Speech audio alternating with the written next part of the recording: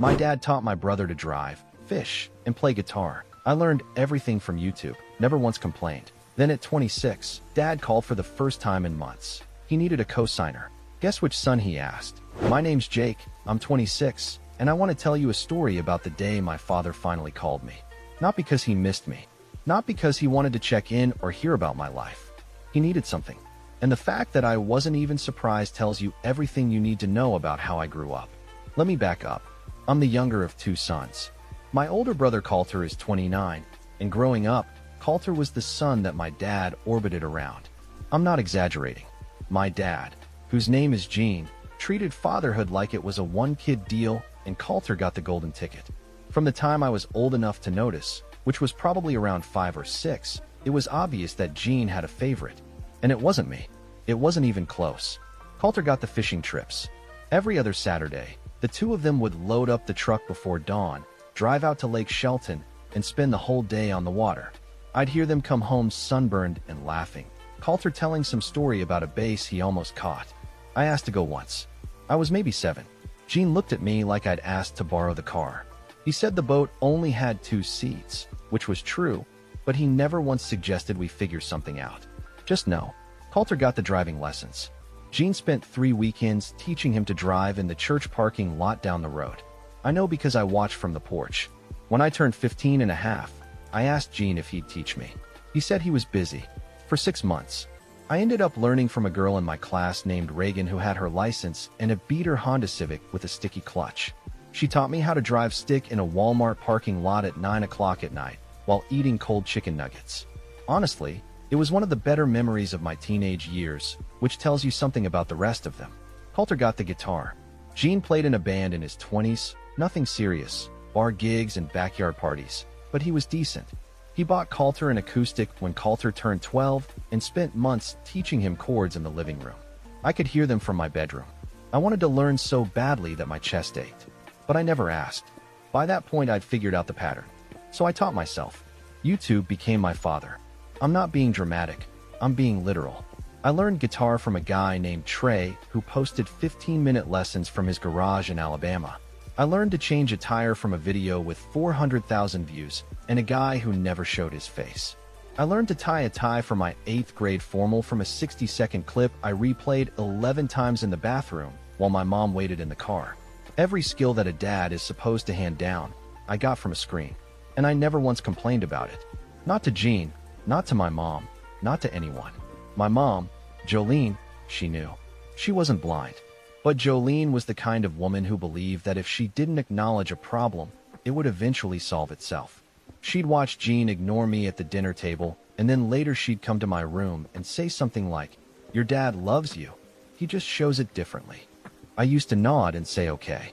By the time I was 14, I stopped responding altogether. She got the message eventually and stopped saying it. Here's the thing about being the invisible kid. You get really good at watching. You notice everything because nobody's noticing you.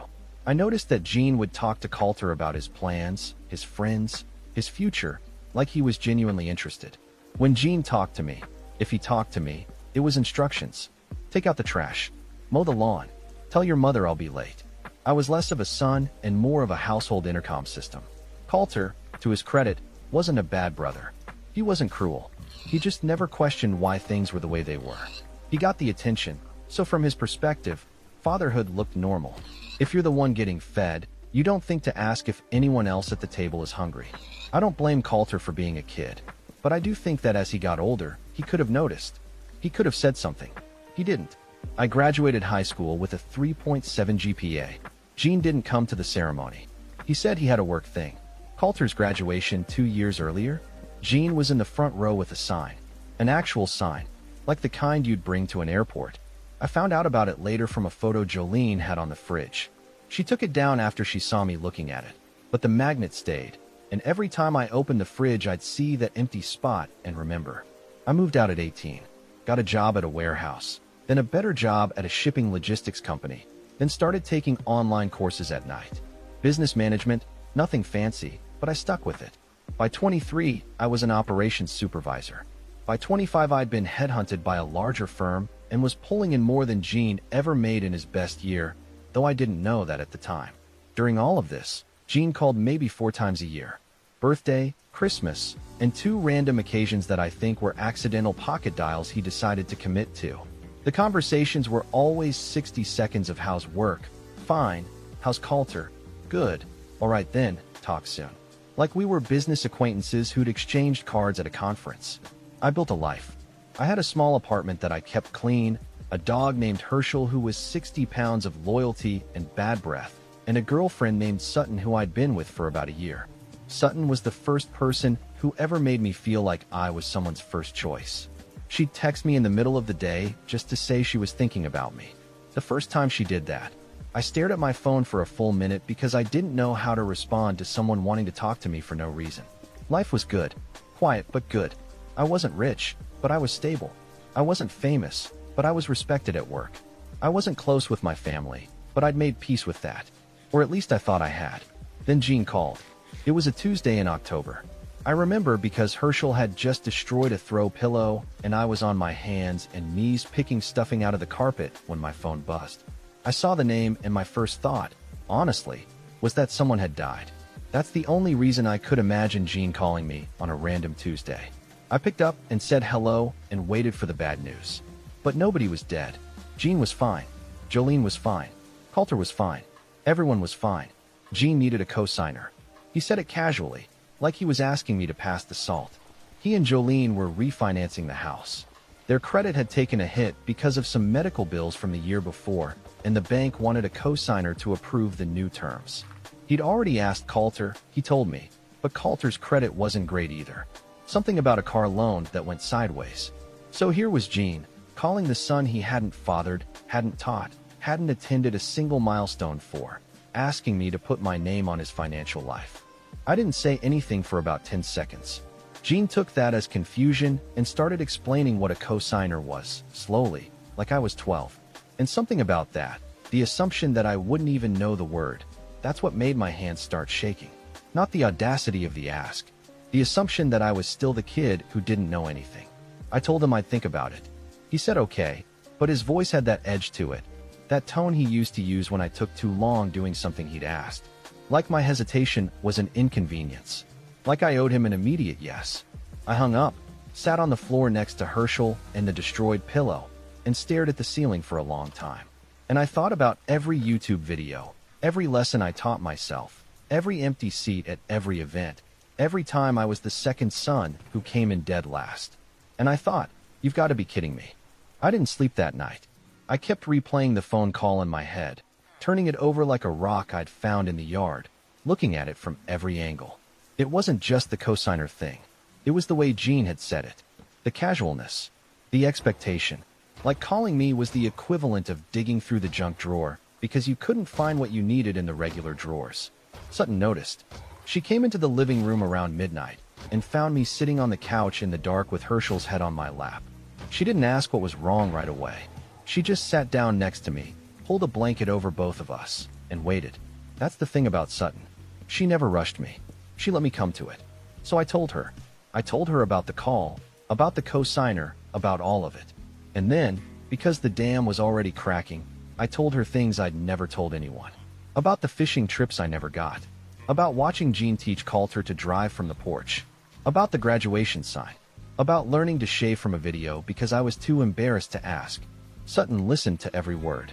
When I was done, she was quiet for a minute, and then she said, "Jake, you know you don't owe him anything, right?"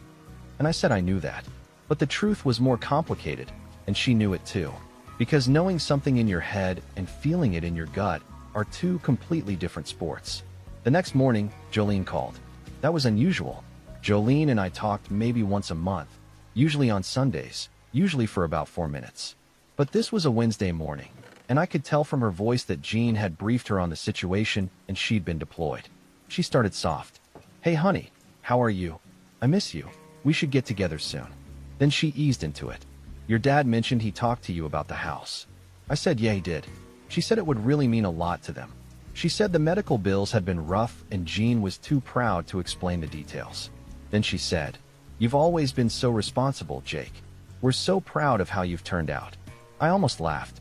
Almost. Because that was the first time either of them had used the word proud in a sentence about me. and it arrived gift wrapped around a favor. 12 years of silence, and the first compliment I get comes with an invoice attached. I told Jolene I was still thinking about it. She said, of course, take your time, no pressure. But then she added, it would just be your name, honey. It's not like you'd actually have to pay anything. And I wanted to say, Jolene, that is literally what co-signing means. If Jean defaults, it's my credit, my problem, my name on the hook. But I didn't say that. I just said I'd let them know by the weekend. I called my buddy Wes that night. Wes and I had been friends since my warehouse days. The kind of guy who'd give you the shirt off his back and then roast you for needing a shirt. I told him about the co-signer situation and he went quiet, which for Wes was like a fire alarm going off. Let me get this straight, Wes said. Your dad, who didn't teach you to drive, didn't come to your graduation, is now asking you to co-sign his mortgage. And he already asked Coulter first. So you're not even the first choice for the favor. I hadn't thought about it that way, and hearing Wes say it out loud was like getting hit in the chest with a bag of sand. He was right. Jean hadn't called me because he trusted me or valued me. He'd called me because Coulter couldn't do it. I was the backup plan, the spare tire, the emergency contact you put down because the form requires 2 names. Wes said, brother, if you co-sign that loan, I'm going to come to your apartment and personally unplug your refrigerator. Which was his way of saying don't do it. I spent the next 2 days going back and forth. Part of me, the kid who watched from the porch, wanted to say yes.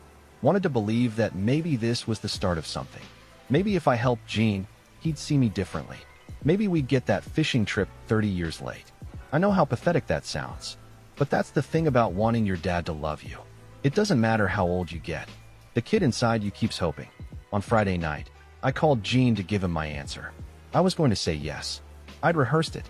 I was going to say yes, but I wanted to have a real conversation first. I wanted to tell him how I felt, just once, and then move forward. Maybe it would clear the air. Maybe it would be a turning point. Jean picked up on the third ring. I could hear the TV in the background. I said I wanted to talk about the cosigner thing, and before I could say anything else, he said, great. The bank just needs your social security number and proof of income. I can give them your number, and they'll call you Monday. I paused. I said, Dad, can we talk for a minute first? He said, about what? And I told him. I kept it calm. I said that growing up, I felt like he'd invested everything in Coulter and left me to figure things out alone. I said I'd learned to drive from a classmate, guitar from YouTube, how to shave from a stranger on the internet. I said I never complained because I didn't think it would change anything, but that if we were going to have a real relationship, I needed him to hear me. Just once. The silence on the other end lasted maybe 5 seconds, but it felt like a month. Then Jean said, Jake, I don't know what you want me to say. We did the best we could. You turned out fine. I don't see the issue. You turned out fine. 3 words that hit like a sledgehammer. Not I'm sorry. Not I didn't realize. Just you turned out fine. Like the outcome justified the neglect. I took a breath. I said, Dad, I turned out fine because I raised myself. Another silence. Then Jean said, Look, are you going to co-sign or not? Because the bank needs an answer by Monday, and I don't have time for this. I don't have time for this. His son opens up to him for the first time in 26 years, and he doesn't have time for this. I said no. Jean said, No what? No, I'm not going to co-sign. The TV went quiet. He must have muted it. Are you serious right now? Yeah, Dad. I'm serious. After everything we've done for you? After we put a roof over your head for 18 years? This is how you repay us. I wanted to ask what exactly the everything was. I wanted to say that a roof and food are the legal minimum and don't earn a gold star. But I was shaking again, and I knew that if I kept talking, I'd either say something I regretted or start crying, and I wasn't going to do either. I said, I'm sorry, but I can't do it. Good night, Dad. And I hung up. 45 seconds later, Jolene called. I didn't answer. She called again. I didn't answer. Then my phone buzzed with a text from a number I hadn't heard from in weeks. Coulter. It said, Dude, just co-sign the loan. Don't make this into a thing. Don't make this into a thing. Like I was the one who'd made it a thing. Like I'd created the problem by acknowledging it existed. I turned off my phone, sat on the bathroom floor, and stayed there for a while. Herschel came in and lay down next to me with his chin on my shoe. I put my hand on his head and I said, out loud, to a dog, I think I just lost my family. And the crazy part is that it didn't feel like losing something. It felt like finally admitting that I'd never had it to begin with. Sutton found me there 20 minutes later. She didn't say anything wise or profound. She sat down on the cold tile, put her arm around me, and said, "I'm here." And for the first time in my life, that was enough. The next week was quiet. No calls from Jean, no calls from Jolene, no texts from Coulter. Complete radio silence. And that silence told me more than any phone call ever could. To my family, I wasn't a person who'd just been vulnerable for the first time. I was a resource that had said no. And resources that say no get disconnected. The silence lasted 3 months.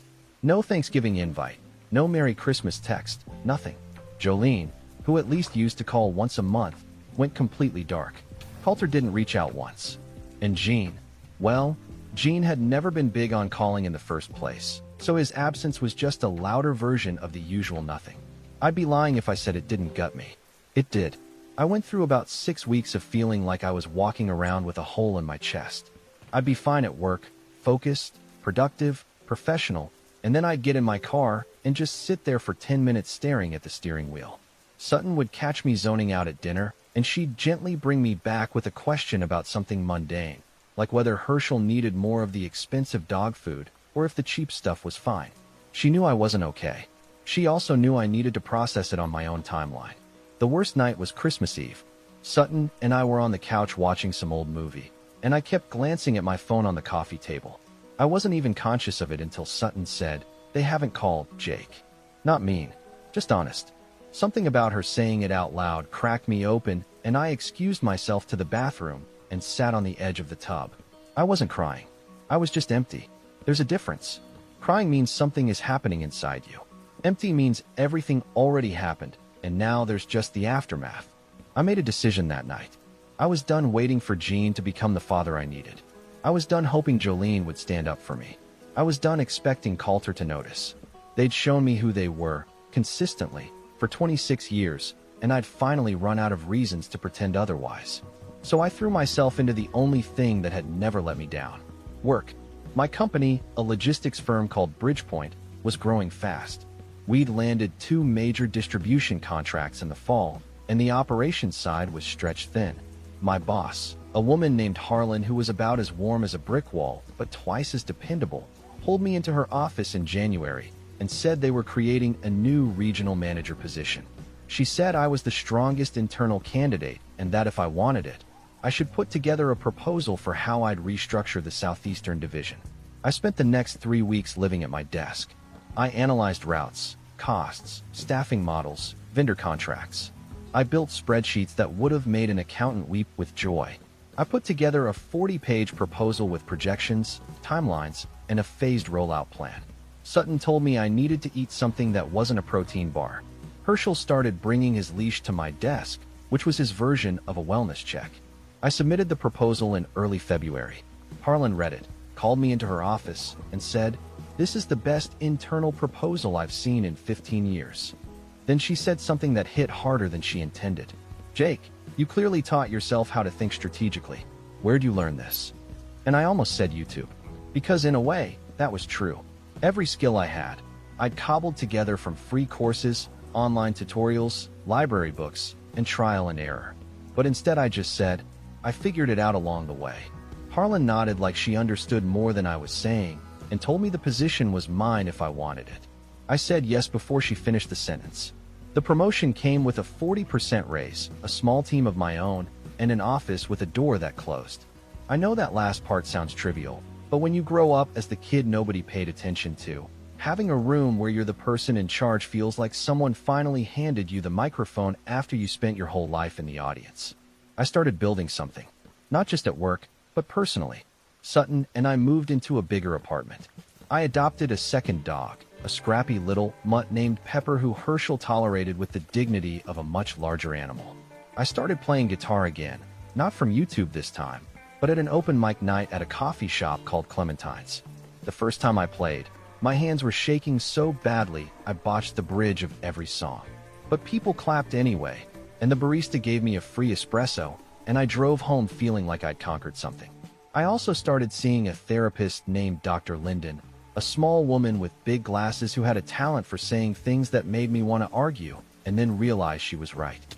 In our third session, she said, "Jake, you've spent your whole life performing competence to justify your existence. You don't need to earn the right to take up space." She was right. Everything I'd done was motivated by this underlying terror that if I wasn't useful, I'd be invisible. Dr. Linden also helped me understand Gene. He was a man who saw fatherhood as mentorship and picked his mentee early. Coulter was the firstborn, the outgoing kid, the one who reminded Gene of himself. I was quieter, harder to connect with. Gene didn't have the tools to bridge that gap, so he just didn't. It wasn't malice. It was negligence. And negligence, Dr. Linden said, can do just as much damage as cruelty. Around April, something unexpected happened. I got a call from a guy named Sullivan who worked at a company called Meridian Freight. Meridian was one of the biggest logistics operations on the East Coast, and Sullivan was their VP of operations. He said he'd seen some of the efficiency improvements I'd implemented at Bridgepoint. That word had gotten around in the industry, and he wanted to have a conversation about a director-level role at Meridian. I took the meeting thinking it was exploratory. It turned into 3 meetings, then a site visit, then a formal offer. The salary was nearly double what I was making. The title was Director of Regional Operations. The responsibility was enormous, a team of 40 people and oversight of distribution across 6 states. I was 26 years old, and they were offering me a seat at a table I didn't even know existed a year ago. I took the job. Harlan wasn't happy about losing me, but she shook my hand and said, "Go make them better," which, from Harlan, was basically a tearful embrace. Wes threw me a party at his apartment. It was just me, Sutton, Wes, his girlfriend Bethany, and a few friends from the old warehouse days.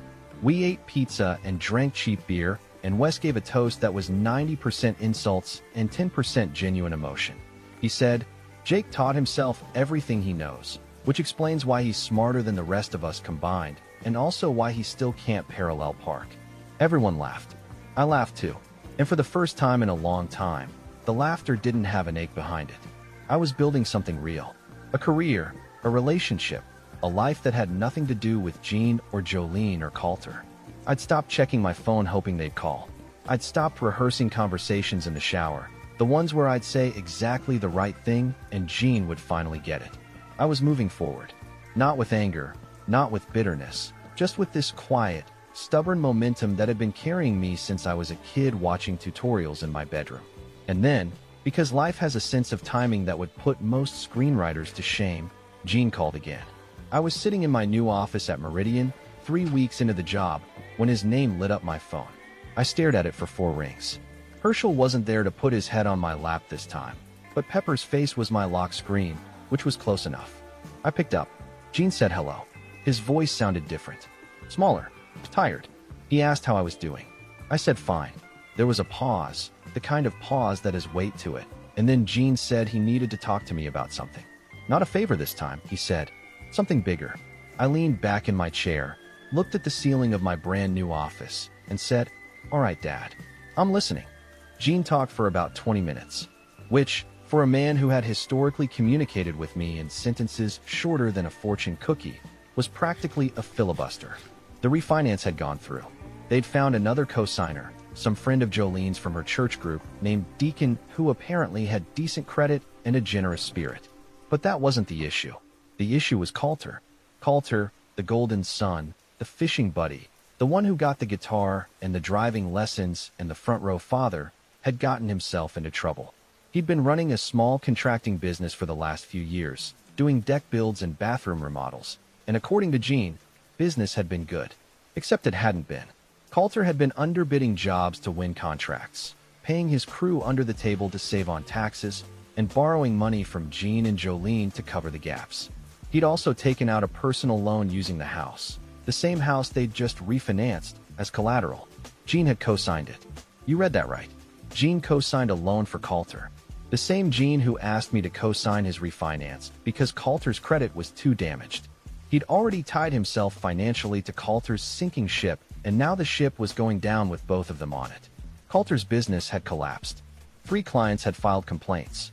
A subcontractor was threatening to sue. The personal loan was in default, and because Gene had co-signed, the bank was now coming after him. The house, the one they'd just refinanced with Deacon's good name on it, was at risk. Jean's retirement savings, what little there was, had already been drained trying to bail Coulter out over the past year. Jolene was beside herself, and Jean, for the first time in his life, sounded like a man who'd run out of plans. He wasn't asking me for money. Not yet. He was asking me for advice, which was somehow worse, because it meant he'd finally realized that the son he'd ignored was the one who'd actually built something. And he couldn't even say that out loud. He just kept circling around it, saying things like, "You seem to know how business works," and "I figured you might have some ideas," like he was trying to get directions without admitting he was lost. I listened to all of it. I asked questions.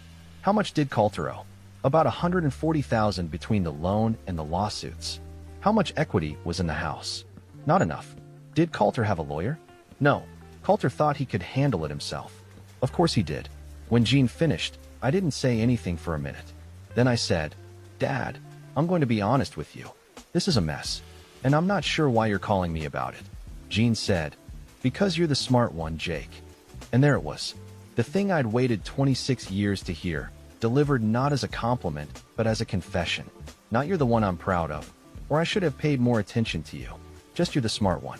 A functional description, like calling someone the tall one because you need something off a high shelf. I told Jean I'd think about what he'd told me and call him back. Then I hung up and sat with it for a long time. That night, I told Sutton everything.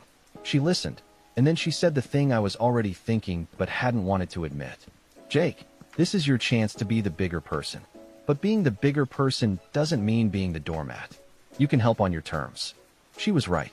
I'd spent my whole life either being ignored or being used, and now I had the opportunity to define the relationship for the first time. Not with anger, not with revenge, just with clarity. I called Wes the next morning. Wes had a cousin named Landry who was a real estate attorney, and I asked if he could put me in touch. Landry turned out to be this incredibly sharp woman who wore reading glasses on a chain and called everyone Han, regardless of age or gender. I explained the situation, not as a client, but as someone looking for guidance, and she laid it out for me in clear terms. Jean's exposure was significant, but not hopeless. If Coulter's defaulted loan went to collections, the bank could come after Jean, but there were options: negotiation, structured repayment, potentially a settlement. The house wasn't necessarily lost, but it required immediate action. Coulter needed a separate business attorney for the client complaints and subcontractor lawsuit. And most importantly, Jean needed to stop throwing money at Coulter without a plan. I spent the next week doing research. I know, that's my default mode. The kid who learned everything from a screen. But this time I wasn't doing it for myself. I was building a roadmap for Jean, a step-by-step plan for how to handle this crisis without losing the house or going bankrupt. I talked to Landry twice more. I pulled together a list of attorneys in Jean's area who specialized in contractor disputes. I even ran numbers on what a realistic settlement offer might look like based on the debt amounts. I put it all in a folder. A real folder, not digital. I printed everything because Jean distrusted anything that existed only on a screen. I organized it with tabs: financial summary, legal options, attorney contacts, timeline of actions, and a one-page overview at the front written in plain language. Sutton watched me assemble it at the kitchen table and said, "You know he doesn't deserve this, right?" I said, "I know. And you're doing it anyway." "Yeah." She kissed my forehead and went to bed, and I sat there for another hour, staring at the folder, thinking about what I was actually doing. Because this wasn't about Jean. Not really. This was about me. This was about proving, once and for all, that the son who was ignored could be the one who saved the family. Not for credit. Not for validation. Just because it was the right thing to do and I was the only one capable of doing it. I drove up to Jean and Jolene's house on a Saturday morning. It was a 3-hour drive, and I spent most of it rehearsing what I was going to say and then throwing out the rehearsal and starting over. I brought Herschel with me because having a dog in the car makes every hard thing slightly easier. When I pulled into the driveway, the house looked smaller than I remembered. The gutters needed cleaning. The lawn was patchy. There was a faded American flag on the porch that had been there since I was 12.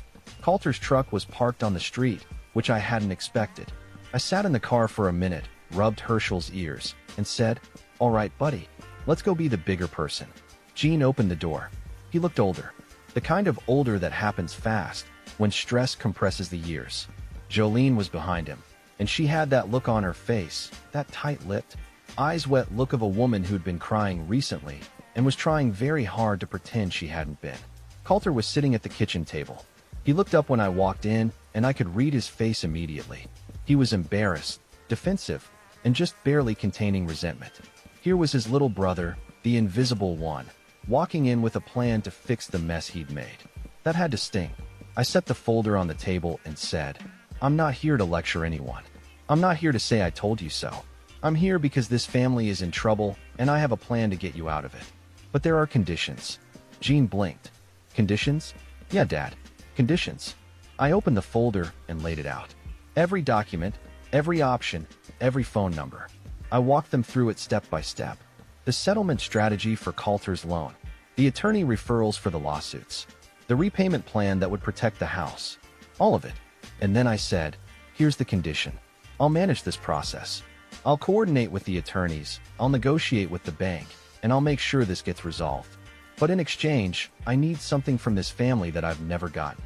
The room went dead silent. Jolene's hand went to her mouth. Coulter leaned back in his chair. Jean just stared at me. "I need you to see me," I said. "Not when you need something. Not as a backup plan. I need you to actually see me." Nobody spoke for a long time. The kitchen clock ticked. Herschel's tail thumped against the floor.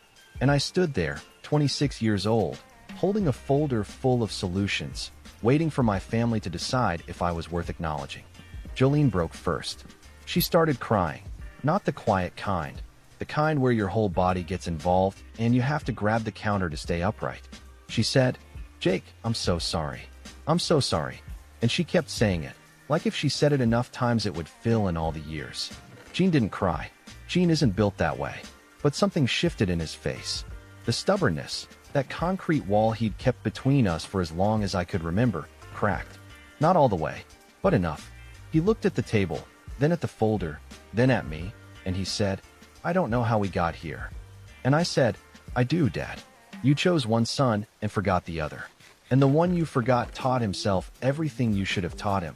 And now he's the one standing in your kitchen with a plan to save your house." It wasn't mean. I didn't yell. I said it the way you'd state a fact about the weather.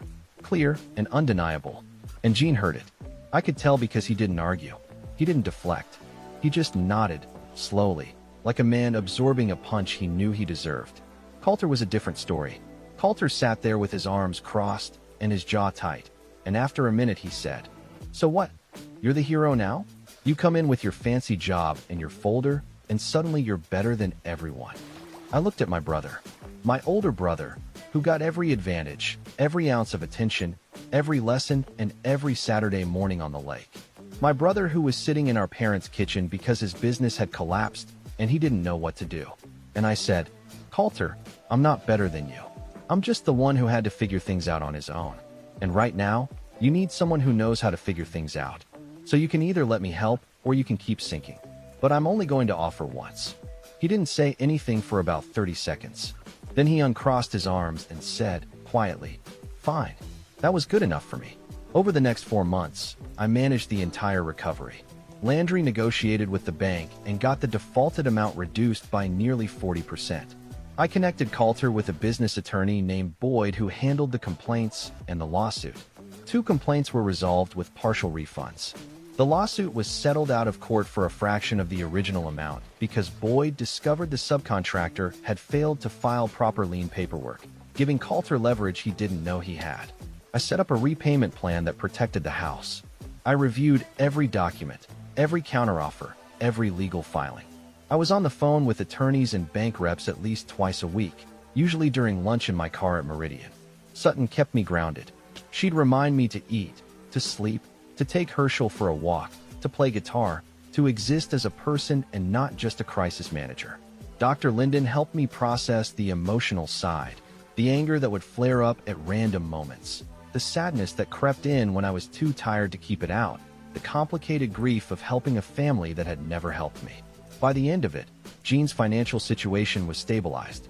The house was safe. Coulter's legal issues were resolved. The total cost to Jean was about $35,000, which was painful but survivable, compared to the $140,000 catastrophe it would have been without intervention. And I hadn't put a single dollar of my own money into it. I'd given them something more valuable: time, knowledge, and the competence that comes from spending your entire life solving problems alone. Now here's the part that matters. About a month after everything was settled, Jean called me. It was a Sunday afternoon. I was on the couch with Sutton, watching football, and Herschel was asleep on my feet. I picked up expecting a question about a document or a bank statement. Instead, Jean said, "Jake, are you busy?" I said no. He said, "I was thinking about going fishing next Saturday. Out at Lake Shelton.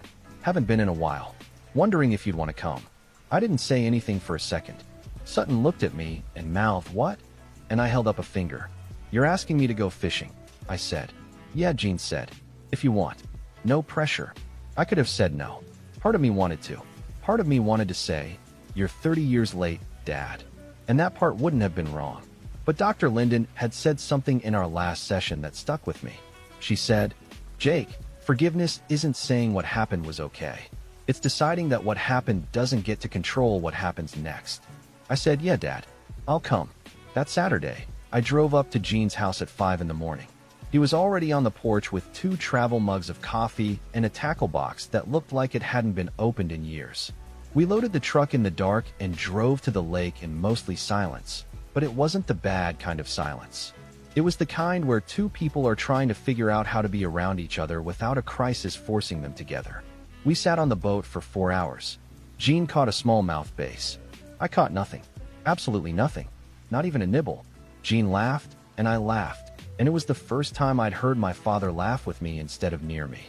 At one point he looked over and said, "You know, you hold the rod wrong." And I said, "Nobody ever taught me." Jean went quiet.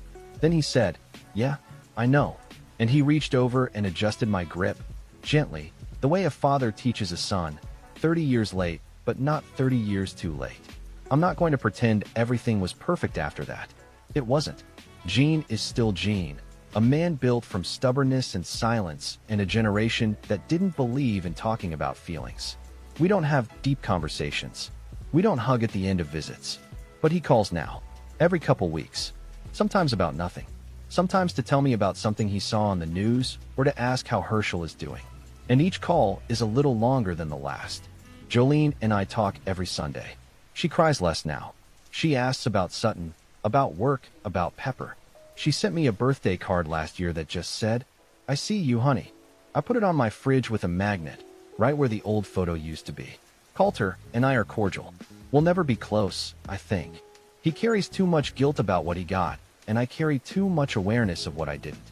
But he texted me on my birthday, which was a first, and he sent a photo of his daughter, my niece, who was born last spring. Her name is Waverly. I have the photo saved on my phone. Sutton and I got engaged in August. I proposed on the porch of our apartment with Herschel and Pepper at my feet. She said yes before I finished the question. We're getting married next fall. Jean and Jolene are both invited. So is Coulter. So is Waverly. So is Wes, who has already informed me that his best man toast will be 70% roasting and 30% crying. I'm 27 now. I'm a director at Meridian. I play guitar at Clementine's on Thursday nights. I drive a truck I bought myself. I know how to fish, sort of. I know how to change a tire, tie a tie, fix a leaky faucet, cook a steak, file taxes, negotiate a contract, and build a life from scratch. I learned all of it myself.